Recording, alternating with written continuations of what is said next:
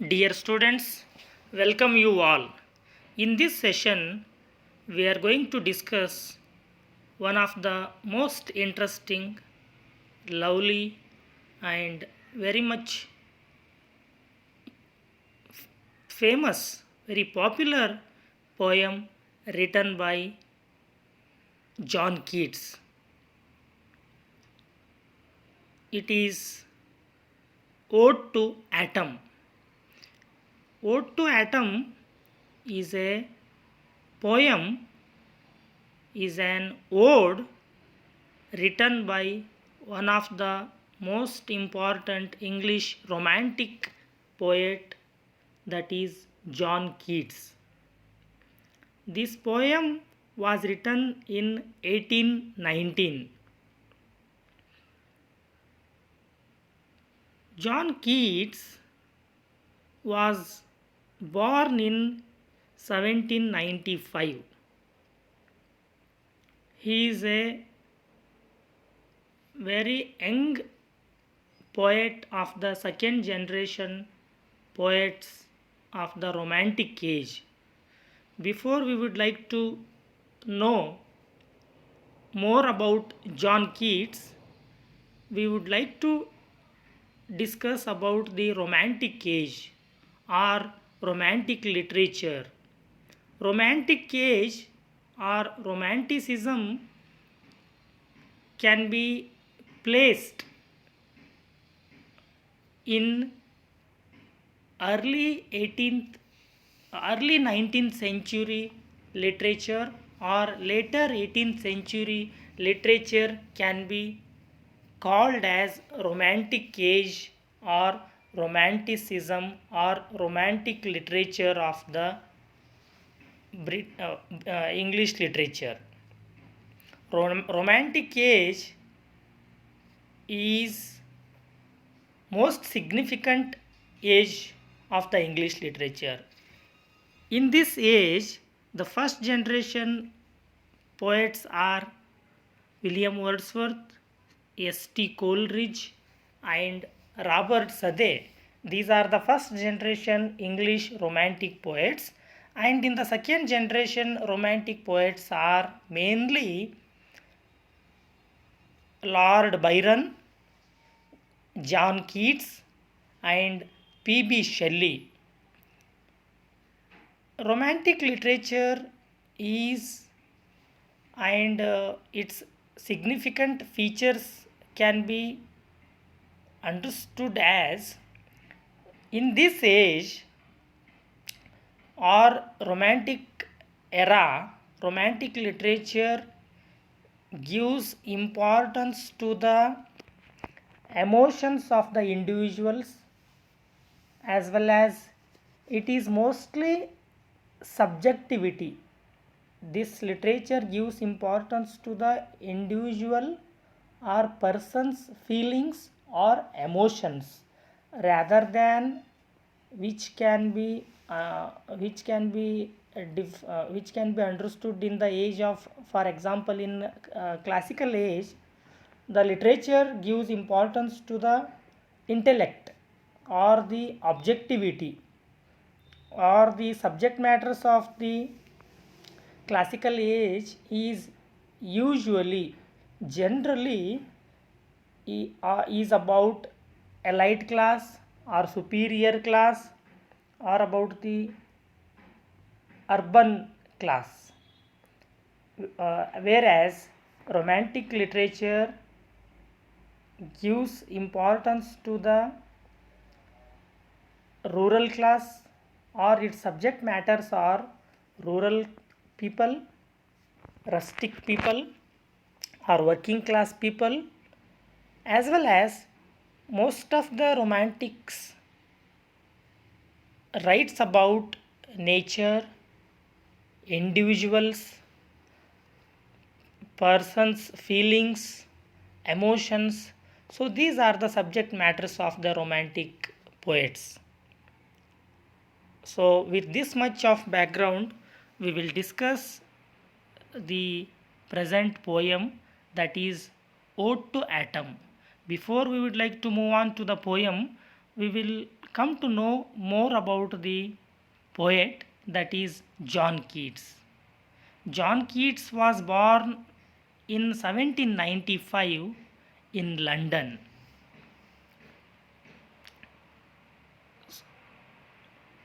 as well as he died in 1821 at the very young age of 25. Actually, he died of the tuberculosis. He died in Greece. Even another younger romantic poet called Byron was also died in Greek, as well as Shelley was also died in Greek. So these second generation poets were very promising writers. Most had most merit in their poetry. They were all died in at a very young age. So very interesting fact is that Keats was he requested to write on his tomb as here lies one whose name was written in water. So this is the most interesting fact about John Keats. J- uh, John Keats wrote so many poems. Most interesting notable works of John Keats are Hyperion, Ode on a Grecian Urn, La Belle Dame Sans Mercy, Ode to Autumn, Ode on a Melancholy, Ode to Psyche, Lamia, Ode on a Nightingale, Ode on Indolence, on first looking into Chapman's Homer. So, even at his very young age, he contributed a great poetry, great works to the English literature. So, before we would like to discuss about the poem, we can talk about the central idea of the poem here. The central idea of this ode is fulfillment or maturity. It means this ode, this ode to autumn is all about the maturity. It is all about the fulfillment of the things. So there are three stanzas in this poem. So here atom, so atom is the most favorable, most interesting and most useful, as well as one of the most interesting season. So atom is like a beneficent deity providing the earth with fruits. So it becomes human beings. So in the poem, the atom, the season atom is personified as human beings. That we can discuss it in the in our discussion of the poem. It contains a touch of nostalgia with the dying of the day and dying of the season. So, as if the season passes, as if the season is passing out, there is a nostalgia, there is a wailfulness, there is a grief about the passing of the season in the poem. As well as the most important thing is the poem breathes the spirit of hope. It brings out the spirit of hope throughout the poem. So the themes of the poems are as below: man and the natural world, and time. So there is a transformation as if the time passes. There is a transformation in the natural world, in the human beings world. So everywhere there must be a transformation. So next one is mortality is there, fulfillment is there, and maturity. So these are the themes of the poem. Now we would like to discuss the first stanza of the poem. Dear students, first of all, I would like to read out the poem. Just look at the poem now. I will recite it once. You listen to me, and later we will discuss the poem later. So I will recite it once. Just look at the poem now.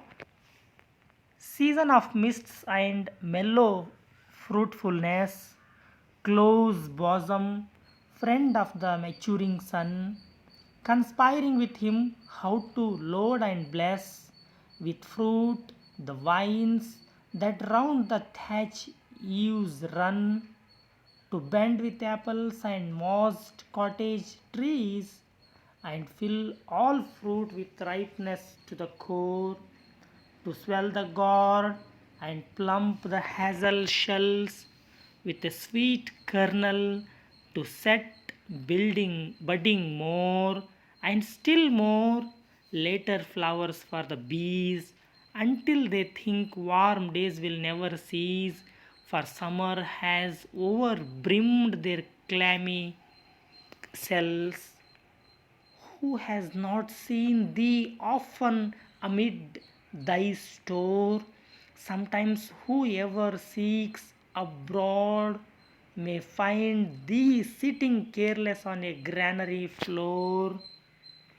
Thy hair soft lifted by the winnowing wind, or on a half reaped furrow sound asleep, drowsed with the fume of poppies, while thy hook spares the next swath and all its twined flowers, and sometimes like a gleaner thou dost keep steady thy laden head across a brook, or by a cider press with patient look thou watchest the lost oozings hours by hours.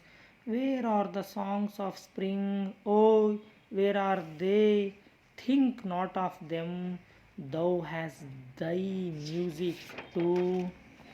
While barred clouds bloom the soft dying day, and touch the stubble plains with rosy hue, then in a wailful choir the small gnots mourn among the river swallows, borne aloft or sinking as the light wind lives or dies, and full grown lambs loud bleat from hilly bourne. Hedge crickets sing, and now with treble soft the red breast whistles from a garden croft, and gathering swallows twitter in the skies. So this is the poem. In this poem,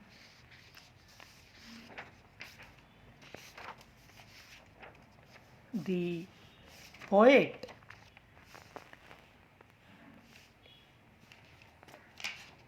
it is the season of mists and mellow fruitfulness. Throughout the poem, the poet, the speaker addresses the atom as if it were a person. See, dear friends, dear students, the whole poem is full of personification. Throughout the poem, the speaker addresses atom as if it were a person. Look at the poem now. In the first stanza, he notes that atom and the sun are like best friends. So it is the season of mists and ripening of fruits. Throughout the nature, everywhere in the season of autumn, there are mists, there are ripening of fruits, there are vegetables, there the flowers are budding, the there are, you can find full of vegetables, you can find the fruits are ripening. Yes, that is mainly in autumn season. So he notes that atom and the sun are like the best friends because of the sun's light, because of the sun's heat, and because of the good friendship between the sun and the atom, that results the ripening of the fruits, that results the budding of the flowers, that results the growth of the vegetables, as well as uh, uh, bees are bees are there are bees in the nature. So best friend, they are the best friends, plotting how to make fruit grow and how to ripen crops before the harvest. The ripening will lead to the dropping of the seeds. When there is a chance of ripening of the fruits, then there will be a chance of dropping of the seeds, which sets the stage for spring flowers and the whole process starting over and over again. So that the vines running around the edges of branches of the apple trees are bent nearly to the ground with their weight of apples, as we just saw. Because of the good friendship between the nature, between the autumn season and sun, there is a ripening of the fruits, there is a growth of vegetables. So in autumn season the fruits are full of sweet gourd, as well as the hazelnuts are filled with sweet kernel. Most importantly, in autumn the flowers bloom, as well as the bees taste the sweetness of these flowers. And he tells us about the bees that think summer can last forever. That is why they make the buzzing sound, they as they buzz around the flowers, and they think that the summer can be lost forever. They don't know that the autumn season will come back. They don't know. So that's why the bees appear to feel that the warmth of summer will never cease. The sticky cells of the honeycombs are filled to overflowing with honey. So, in the first stanza of the poem, the poet celebrates the autumn season and how it results for the ripening of the fruits, budding of the flowers, growth of the vegetables, as well as how the bees taste the sweetness of these flowers. In this way, the poet uh, describes the existence of the beauty at the time of autumn, and how there is a chance, how there is a uh, chance for life, as well as when the passing out of the atom. So at that time the bees think that there is a depth for their existence, so that they make a big buzzing. As well as we can uh, we can also look at the friendship between the atom and the sun in the first stanza. With this much of discussion, we will we'll stop this session, and we'll discuss the remaining two stanzas in our next class, dear students.